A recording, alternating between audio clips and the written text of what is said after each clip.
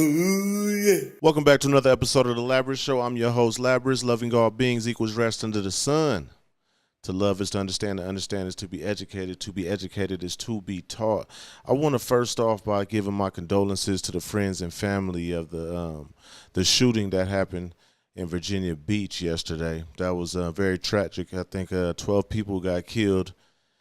I haven't looked it up anymore, but for right now, that's where it stands. 12 people got killed, and that's real sad, man. That's really sad. It's always sad to hear news like that of these mass shootings. We really got to do something with mental health, man. People, if you got people in your family, you got to really try to talk to them and include them. You know, sometimes it doesn't work, but you got to try, man, because like the last episode, the week before that, I was talking about how you leave kids out and kids grow up and they feel lonely and messed up, and that messes up their mental health in the future. You know, who knows what was wrong with the guy that did that, but not trying to say, you know, not trying to be insensitive to the people that got lost their lives, but mental health has a lot to do with those things. But today we're talking about successful sacrifices, all right? So let's start off with the word sacrifice. You know, sacrifice, if you look it up, it really says to kill or to slaughter or give up to a blood offering to a deity or something. But this sacrifice I'm talking about is what the same sacrifice we usually talk about now. And that's the destruction or surrender of something for the sake of something else. You know, it's a lot of other meanings, but we're talking about this one. Now, this is simple. As a child getting rid of it's simple, like a child getting rid of old toys for new toys. You know, he'll throw away all the old stuff that he don't really care about just to get that new one that he really wants. You know, that's called a sacrifice. The sacrifices I'm talking about are harder and the outcome could be greater. Sometimes we sacrifice and get nothing. So here's how we have successful sacrifices. All right, y'all ready? Go ahead and hit the like button, hit the thumbs up button, share the video. You know how we do it. Saturdays and Wednesdays, 9 a.m. Thank y'all for coming. Thank y'all for coming. So the first rule, count on you and you only. If this sacrifice is yours, then it all falls on you to do the studying and research and pondering. And all the thought process, all the strategies over this decision, it's all on you. You might have been thinking about it forever and finally ready to pull the trigger on this new endeavor, but when you do, just know it's on you. This is your life, and all your decisions can and will affect in some way the people closest to you. You know, your friends, your family, your girl, your kids, all those people will be affected by this outcome of what you're trying to do, you know? So if it's worth doing, then it's definitely going to affect them. Any big play you got to mull over for an extensive amount of time is going to switch up the daily functionality of your life. Due diligence is a term, the process needed to make these big sacrifices, and you gotta be on your shit, you know? Due diligence, man. You got to do your research, your studying. You got to really think over this thing. You can't just be sitting around. You can't just be sitting around and be, oh, I'm going to do this, and then occasionally think about it. This got to be something that's mulled over in your head in order to be successful. You know, you got to really think of it. You got to really think about it. The second rule, watch what you eat. I know you might be thinking that this ain't got nothing to do with nothing, but what you ingest can alter your thought patterns, right?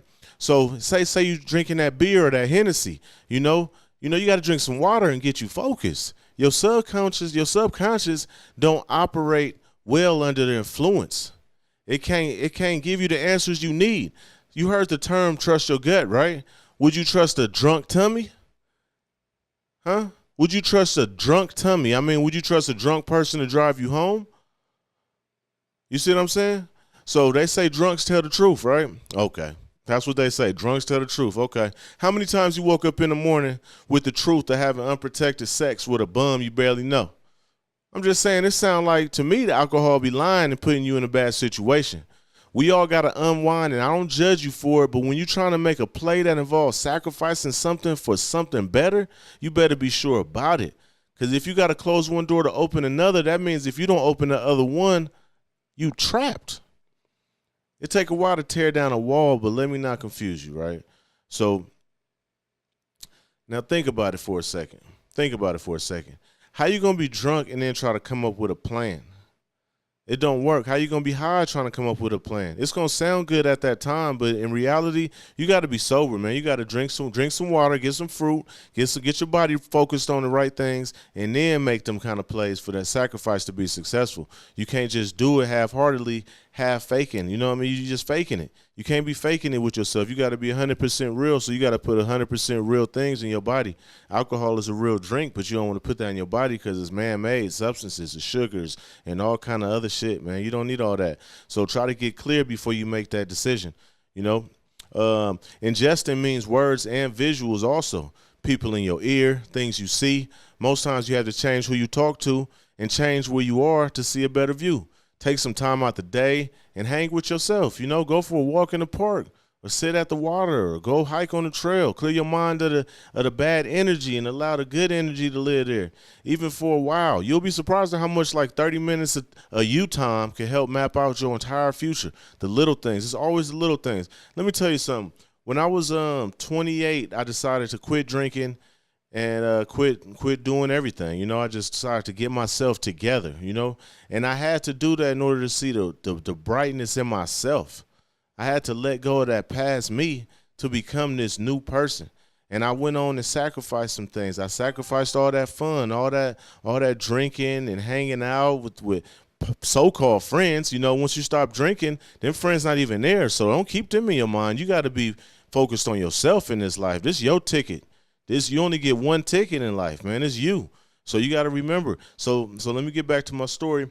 I sacrificed, right? I started going to school. I started learning some things. And it just changed my mind, man. By getting my body clear, it changed my mind. And then reached a path. And then I just stayed on that path of positivity, man. It's like all the bad shit just like, it just didn't even affect, it didn't even put a chink in my armor, man. It was beautiful, you know? So you got to watch what you ingest, man, okay? Third rule is the last episode, riches in the mind, man. Get you some paper and use your mind what it's made for. Hand and eye coordination. Draw your plan out and draw your obstacles and make it all plain to see. So you can literally go to the drawing board and organize and reorganize your plans until they make as much sense to you as possible. Hang around people that you don't usually hang with. Use people that are useful. You know, it's okay because believe me, they don't mind. Just like me, I'm here giving you information because I'm a useful person. So I don't mind sharing what I know to someone who want to listen. It's okay. You know, I'll talk about it all day if you want to listen.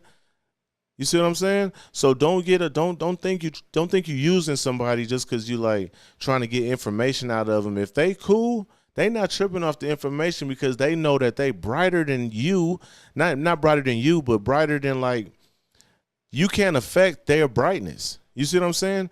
Usually when you bring somebody else up, they can't hold a candle to you. You already there. You already securing yourself and know what you got in you. So they're not going to trip off that. They're going to willingly give you the information. So now a successful sacrifice means it has to be bigger than you also. Sometimes getting yourself better ain't everything that is cracked up to be. If you have another person, like say for instance, you got a, I know I said that wrong, but hold on. Let me just explain it for a little while. So I got kids, okay? So my sacrifice is not for myself per se. It's for them for the most part.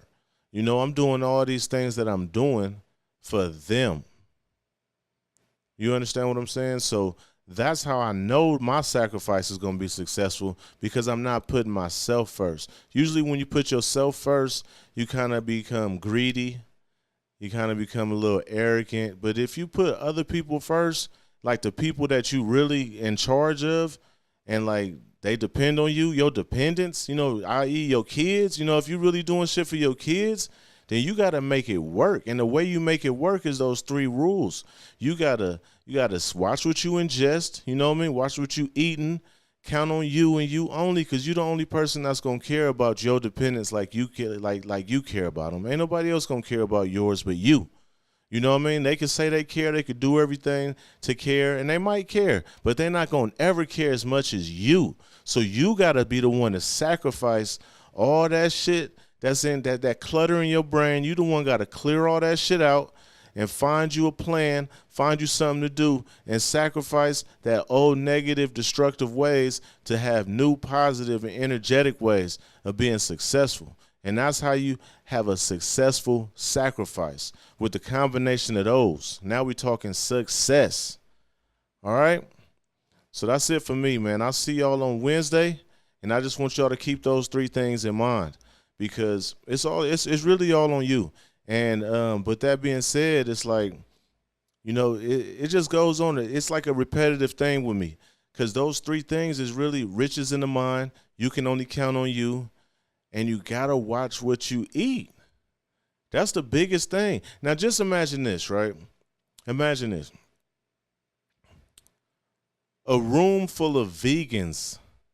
That's going to be a peaceful place. Can you imagine a mass murderer, rapist, and killers being vegans?